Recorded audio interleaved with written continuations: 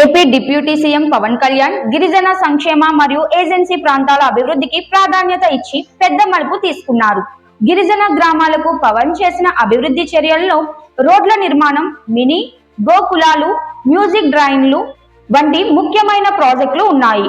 పల్లె పండుగ 2.0 కార్యక్రమంలో 8,571 కిలోమీటర్ల రోడ్ల నిర్మాణానికి 5,838 కోట్లు కేటాయించి గిరిజన ప్రాంతాలను ప్రధాన మార్గాలతో అనుసంధానం చేయడంలో శ్రద్ధ పెట్టారు.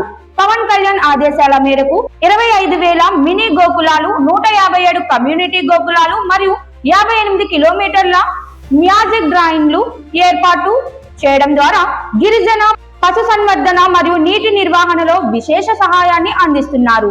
గిరిజనులు మెరుగైన రవాణా, వైద్యం, విద్య మరియు ఉపాధి అవకాశాలను అందించడంపై ఆయన ఎంతో కృషి చేస్తున్నారు.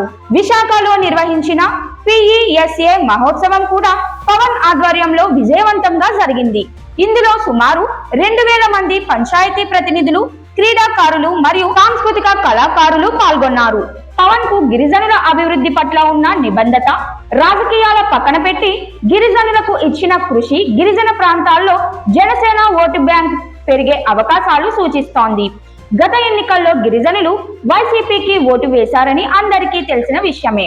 అయితే పవన్ చేసిన కృషి, ఆయన గిరిజనుల సంక్షేమం పట్ల చూపిస్తున్న అంకిత భావం వైసీపీ ఓటు బ్యాంకుకు పవన్ గండి కొడుతున్న పరిస్థితులను స్పష్టం చేస్తుంది.